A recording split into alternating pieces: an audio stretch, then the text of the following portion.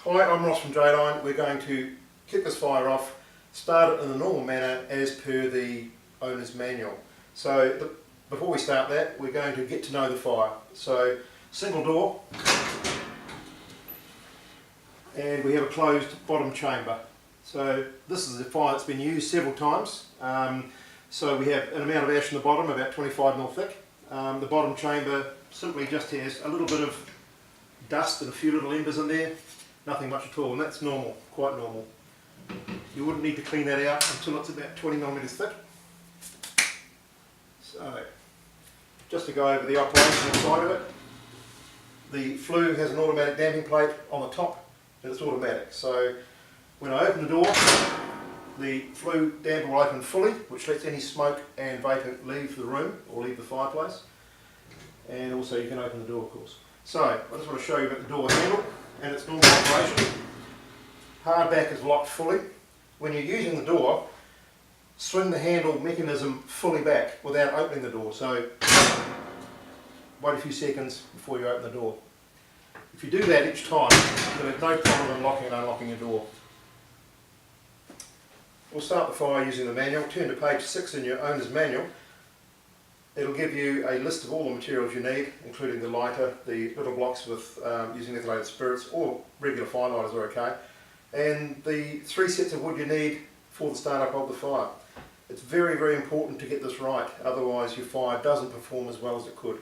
So in the first instance, I've got wood set up here on the floor. There's about 16 pieces of kindling there, 4 pieces of first intermediate load, and 4 pieces of second intermediate load. So I'll start this off by putting the little blocks in the fire. These have been pre-soaking. A little bit of mess. Stack them as per the diagram in your book. These work really well, and they're lovely and clean to burn as well.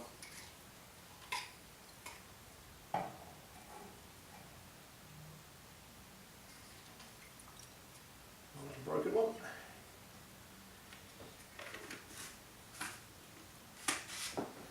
Cool. So just stack your kindling, just like the diagram suggests, in a fairly random crisscross pattern, just ensuring you've got access to light at least a couple of the blocks. The others will self-ignite.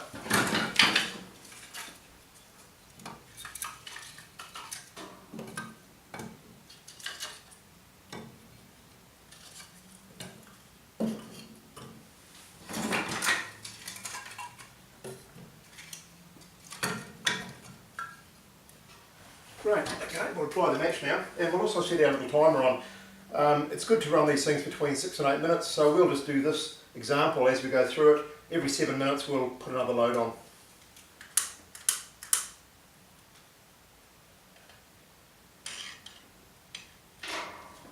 Cool, that's taken up really nicely. So straight away shut the door, lock it, and I'll remove that's good.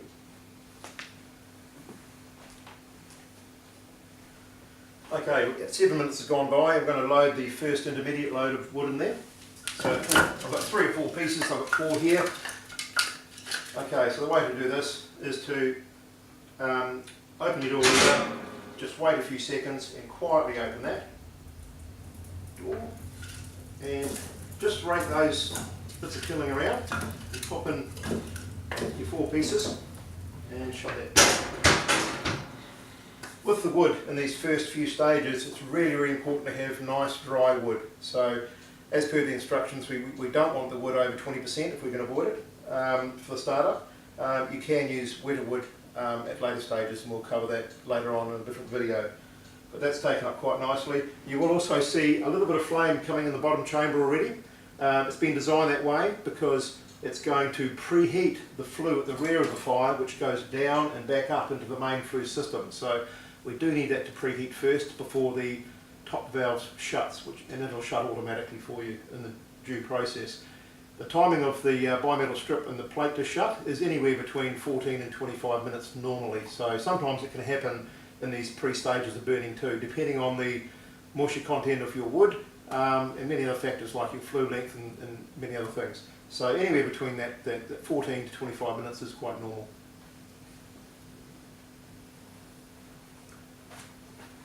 Okay, so about 14 minutes have gone by now, and it's burning really nicely. About to put in the last intermediate load.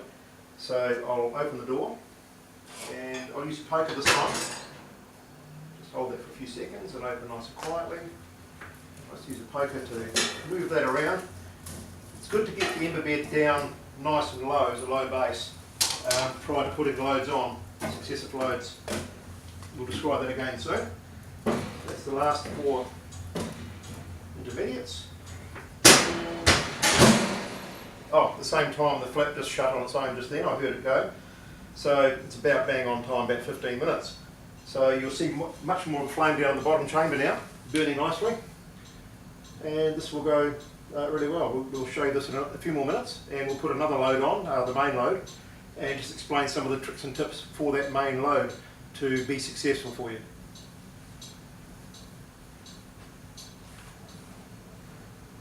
So we've been burning for about 21 minutes, so we're on average for our burn times going through all these loads. Now we're ready to put on the main load. So that last intermediate load is still there, so I do recommend having a good poker that you can use to manoeuvre the wood with. This one's got a little hook on the end of it, which is quite useful. So open that lever, which opens the bypass flap at the same time. Quietly open the door, and I'm going to rake that wood best I can down nice and low around the cylinder, and then load in a couple of nice big pieces of wood.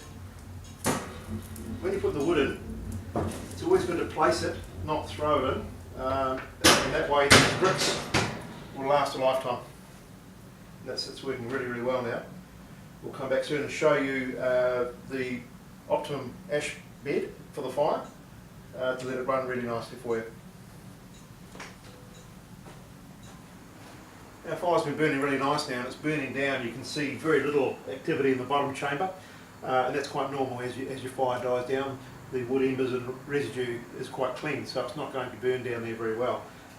So now it's time to reload. So the ember bed height that you can see now, I'd regard that as being almost getting low. So you wouldn't want to let it go any lower to reload your wood. If you do let it go lower, it makes it difficult to relight, and sometimes the wood can smoke and puff and cause a few little issues, which we'll cover in a different video. But for now, we're doing a reload on a normal ember bed, and if there's a couple of pieces of wood, I'll just put those on now. So as before, open the lever, wait a few seconds, quietly open the door, and we're going to rake any wood around, rake the embers around, make sure it's clear of the little round cylinder in there so you can get an air gap in there, and place your wood in. It's a bit hot, so just be careful. If you have a glove even, that can be handy, but use the poker and try and nest that wood down into the embers. That's the best way to run that on your successive loads. Shut the lever, and away we go again.